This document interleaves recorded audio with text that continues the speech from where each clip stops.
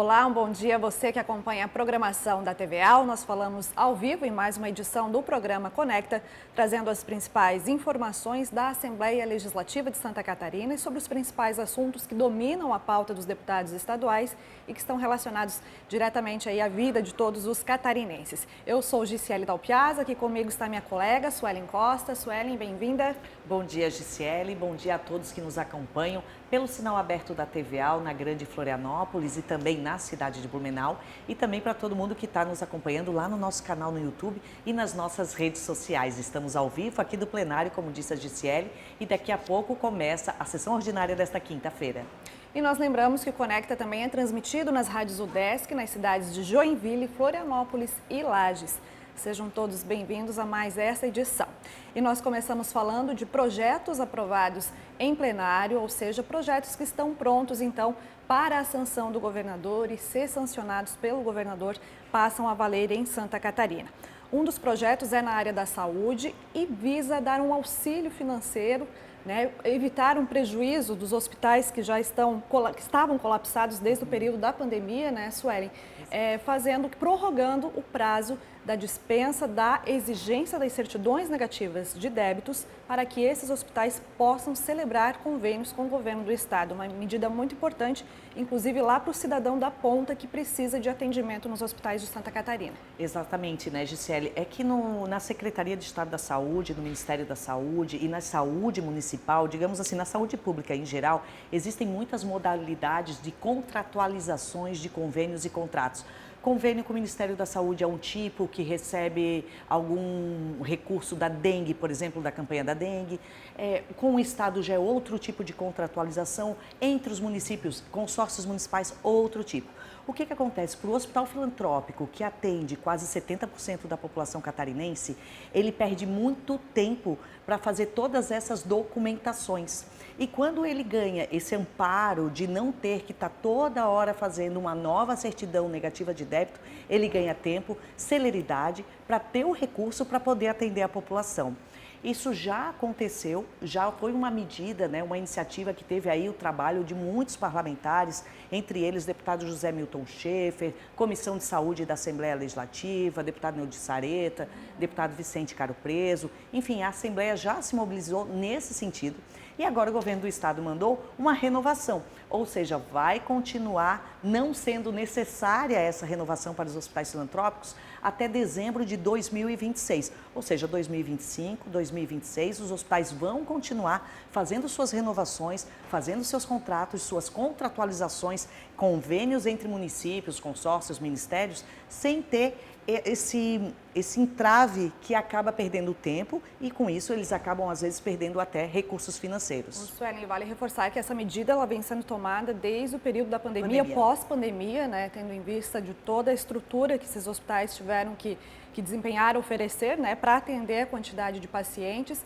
E essa prorrogação também, vale ressaltar que os deputados estão sensíveis a essa causa, tanto é que o projeto que o governo do estado encaminhou aqui à Assembleia Legislativa tramitou em regime de urgência, então com muita celeridade, e o projeto prorrogava até o final desse ano. E aí os deputados, então, sensíveis a essa causa, apresentaram uma emenda prorrogando até o ano que vem, E quem traz mais detalhes sobre essa iniciativa é o deputado José Milton Schaefer, do PP. Esse projeto é muito importante para o cidadão catarinense porque ele isenta da apresentação de certidões negativas todos os 150 hospitais filantrópicos e também os hospitais municipais, principalmente para hospitais de pequeno e médio porte de Santa Catarina, que atendem exclusivamente pelo SUS. Eles têm dificuldades financeiras desde a época da pandemia. Por isso foi articulado junto ao governo para apresentar esse projeto e aqui na Assembleia nós apresentamos uma emenda estendendo o prazo até final de 2026. Esses hospitais passam por dificuldades econômicas, financeiras, desde o período da pandemia, mas ao mesmo tempo eles são essenciais para o atendimento da população, porque nós temos 150 hospitais espalhados por todo o estado que atendem a 70% da população. No dia de hoje, de cada 10 catarinenses que vão procurar um hospital, 7 serão por um hospital filantrópico. Por isso a importância de um projeto de lei que vai tirar a burocracia e permitir com que o governo do estado, a Secretaria de Saúde possa fazer convênios, para o custeio e manutenção desses hospitais. E olha, a defesa dos direitos da pessoa com deficiência também está na pauta da Assembleia Legislativa. Os deputados são atuantes principalmente na questão do público, das pessoas que têm o transtorno do espectro autista. Inclusive, esse foi um assunto lembrado na sessão de ontem em tribuna pelos parlamentares, tendo em vista que o dia 2 de abril é o Dia Mundial de Conscientização do Autismo e o mês de abril. No mês de abril é celebrado também a campanha Abril Azul, de conscientização, de chamamento, para toda a sociedade para abraçar essa causa. Suelen, queria que só comentasse um pouquinho o teor dos pronunciamentos, das manifestações dos deputados, tendo em vista que a Assembleia Legislativa é muito atuante nessa causa. Nós temos uma comissão que trata dos direitos das pessoas com deficiência, a gente tem eventos que têm uma grande adesão e temos leis também, vários projetos que viraram leis para beneficiar essa parcela da população. Exatamente, Gi. A Assembleia Legislativa, ela vem atuando efetivamente nesta causa. Eu digo efetivamente porque tem muitas leis que foram produzidas, já estão regulamentadas. Por exemplo, a carteira de identidade do autista, a pensão alimentícia para o autista terceiro grau, entre outras passagens, transportes, entre outras leis que vocês podem acompanhar lá no nosso site, que foram aprovadas nos últimos anos aqui, em decorrência de uma movimentação, de uma comissão que existe, como a Gisele falou, e de uma movimentação de pais, profissionais, pessoas, familiares sensibilizadas com essa situação e querendo cada vez mais que a criança, o adulto, o adolescente com espectro autista possa estar realmente dentro da sociedade, incluída, assistida e de forma natural, sem ter aquela separação, seja dentro das escolas, dos ambientes, das unidades escolares, seja dentro do cinema, o dia do cinema, que tem a luz reduzida também, legislação produzida aqui pela Assembleia Legislativa, para que aquela criança, aquele adolescente ou adulto com autista tenha acesso a esse momento, Então, assim, os deputados, a Assembleia Legislativa, por meio da comissão, por meio de seminários, por meio de discussões que foram estadualizadas, muitas vezes realizadas no interior do estado, para atender a demanda do interior, com apoio aí, das entidades envolvidas, como as APAES e outras entidades, profissionais da saúde, saúde pública estadual e municipais. Então, todos envolvidos para produzir cada vez mais ferramentas para que essas pessoas tenham acesso e possam realmente estar incluídas dentro da sociedade civil. Ontem, vários deputados se manifestaram na tribuna, entre eles o deputado Dr. Vicente Caro Preso, que é médico neurologista, deputado Alex Brasil, deputado Mário Mota, e a gente tem um trechinho de cada um, Gi? Exatamente, vamos conferir o que eles disseram. Nessa casa conseguimos aprovar leis que impactam diretamente a vida das pessoas com autismo e suas famílias. Um dos marcos mais significantes foi a lei de minha autoria, que criou a pensão para pessoas com autismo de nível 3, o grau mais severo desse espectro. Essa lei garante um salário mínimo para pessoas autistas em situação de vulnerabilidade.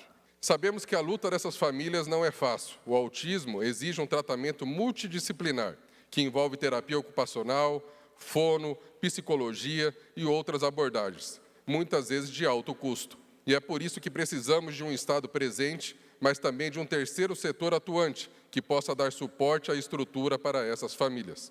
Nós destinamos, e já estão sendo aplicados, recursos para a realização de consultas e terapias, que até o final deste ano garantirão o atendimento de mais de 4.000 crianças e adolescentes da região serrana. São mais de 30 municípios contemplados, recebendo os atendimentos através desse recurso que nós enviamos por meio de emenda parlamentar. Estamos destinando verbas também de emendas do nosso gabinete para financiar projetos como camarotes sensoriais nos estádios Orlando Scarpelli e Aderbal Ramos da Silva, os estádios do Figueirense e do Avaí, espaços que serão exemplos de como podemos garantir para que jovens, crianças e adultos autistas vivam a emoção do futebol de maneira respeitosa e adaptadas às suas necessidades.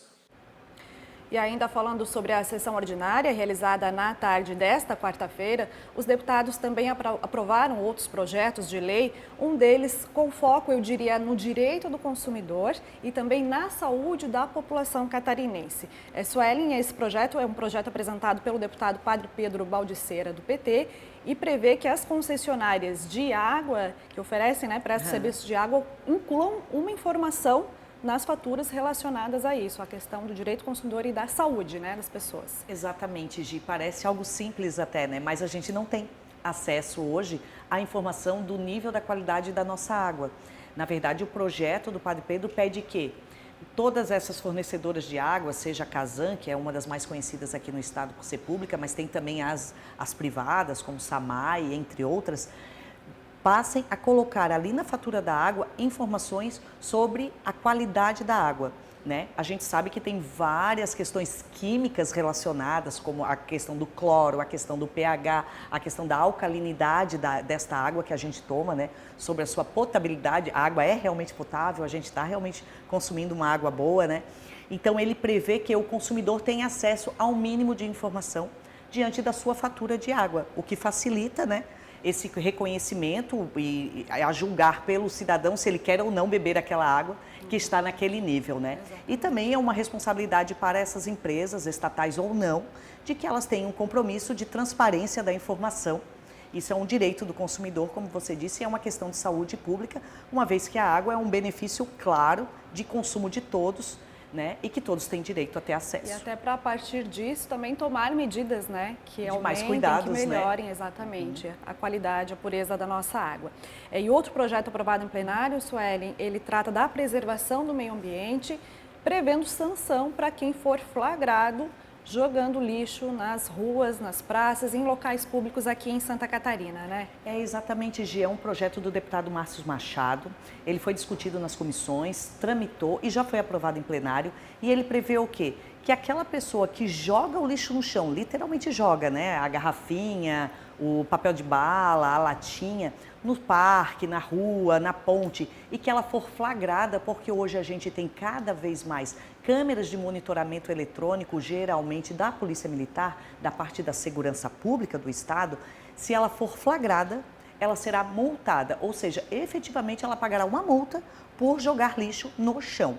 Isso já funciona, como mesmo o deputado trouxe várias vezes nas discussões, muito nos países do exterior, na Europa, em algumas regiões dos Estados Unidos também. E ele quer trazer isso para o Brasil. Claro, Santa Catarina tem essa vantagem do monitoramento eletrônico, e está crescendo cada vez mais. Então, a aplicabilidade desta multa vai começar a valer com base nesses dados da segurança pública. O deputado falou com a gente, Gi? Exatamente. Lembrando que essa iniciativa dele também depende da sanção do governador, para passar a valer em Santa Catarina. E nós conversamos com o autor do projeto, o deputado Márcio Machado, do PL.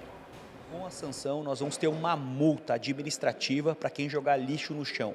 É inadmissível as pessoas jogarem lixo numa praça, numa rua, numa rodovia e nada acontecer. Nós aprendemos por dois fatores, ou pela dor ou pelo amor. Não está dando certo pelo amor, com a conscientização, vai sofrer no bolso, tendo uma multa importante para que as pessoas possam, assim, parar de jogar lixo no chão. Tu vai para fora do país, as pessoas respeitam, porque tem uma cultura diferenciada, e nós precisamos que as pessoas elevem o nível de desenvolvimento, porque jogam lixo no chão, vai para onde com uma chuva? Vai para um bueiro, vai para o rio, fica lá 200, 300 anos para decompor um plástico, uma latinha. Se o pessoal tivesse jogado, por exemplo, um pneu, ali na época que descobriram o Brasil, até hoje esse pneu estava aqui. Mais de 500 anos um pneu fica no meio ambiente.